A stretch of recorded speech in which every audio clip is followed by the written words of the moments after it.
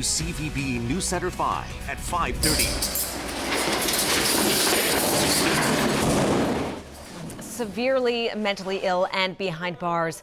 5 investigates Brittany Johnson with a rare, and we should warn you, graphic look inside the sometimes violent world of a psychiatric hospital within Massachusetts prison walls. Some of the video you're about to see has never been shown to the public.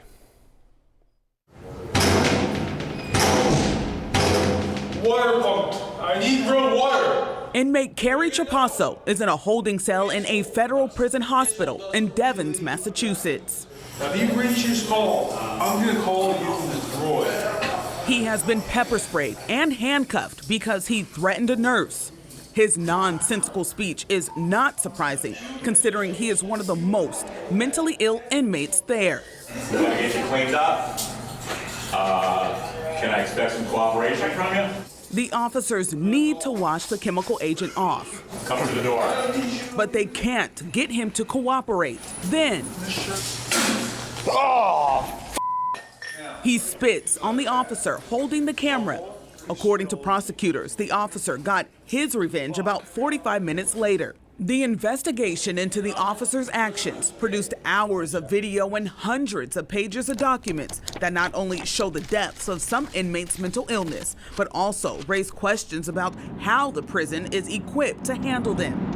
Senior investigative producer Kevin Rothstein and I went to Federal Medical Center Devens to get a first-hand look. The Bureau of Prisons declined our request for an on-camera interview, but the chief psychologist told us it's a constant balancing act between safety and helping inmates improve their mental health.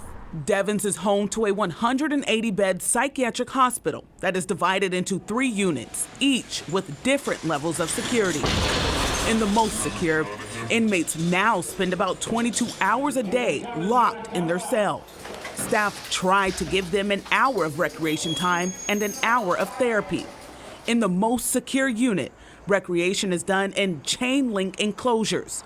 Therapy is done in smaller cells enclosed by metal bars. The chief psychologist at Devens told us their goal is to help inmates move to a less restrictive unit.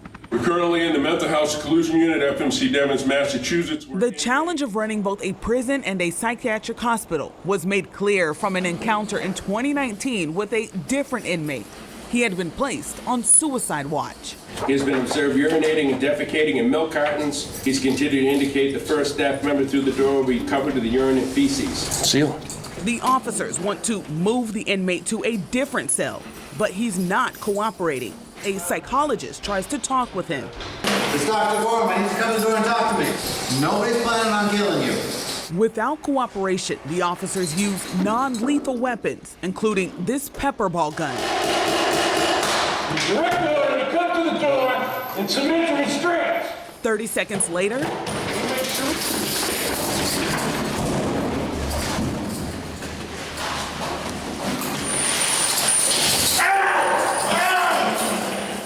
Devens' chief psychologist wouldn't comment on specific cases, but says forced-cell moves are always the last resort. And by the time cameras are rolling, the team has already exhausted every de-escalation tactic we've learned. They suffer a lot. Federal Public Defender Jane Peachy says the Bureau of Prisons is not always a good fit to control and care for inmates with severe mental illness. And at times, it can be counterproductive. It's oftentimes treated as a disciplinary problem. The people with severe mental illness are just put under more and more restrictions and more severe conditions of confinement. And the conditions eventually, I think, lead to a further deterioration of their mental health. Obviously, this is extremely difficult to watch. In some cases, you have inmates who have committed serious crimes that some may find unforgivable. But people on both sides say in many cases, the inmate's mental health is so severe and